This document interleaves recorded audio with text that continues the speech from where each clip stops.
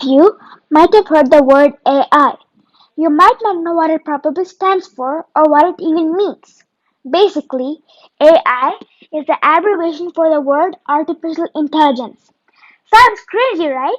Some people are scared that AI will take over Earth and kill humans, while others think that they can actually help us in our daily lives. In this speech, what is AI? How did AI even begin? How AI is built, the three types of learning styles, and some examples of AI and their purpose will be discussed.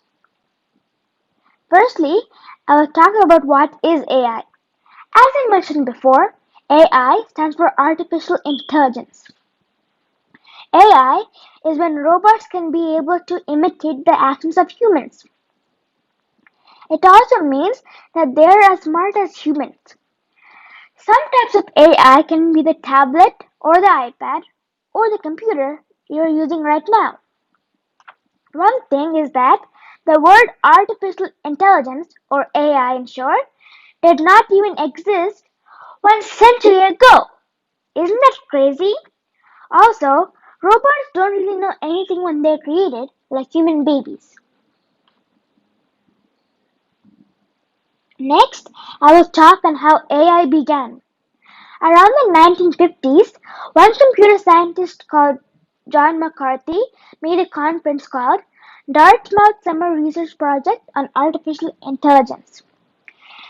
In that conference, mathematicians, psychologists, and computer scientists came to talk on how they can invent artificial intelligence and robots.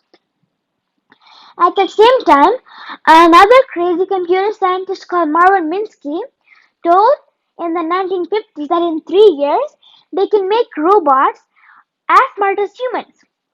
And sorry, Marvin Minsky, because we're not even close to that right now. Next, I will talk on how AI is created. First, computer scientists and engineers plan out how the robot should look like. Take a look on the image. Next, they will slowly start to write the code and build their robot. Finally, they will add chunks and pieces to the robot to make it look like a human.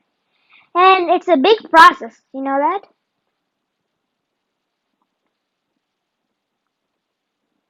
Next, I will talk about the three types of learning styles. The first one is reinforcement. Reinforcement is when you tell the computer or AI on how it should behave. Unsupervised learning is when there are no labels or there's no feedback and the AI has to guess what they're supposed to behave or act like. And supervised learning is when AI sees the environment and learns, and usually humans help out with that. Next, I will talk about some examples of AI. One of them is Sophia the robot, the humanoid robot. Sophia the robot was created by Hanson Robotics. She has and runs on artificial intelligence. She looks like the image on the right. One more example is Sandbot. Sandbot may not look like Sophia the robot, but it does look like a toy to me.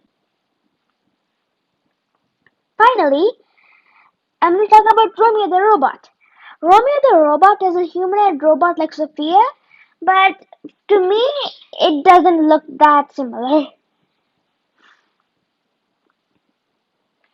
And that's it for today, guys. Hope you learned something about AI and have a great day. Bye.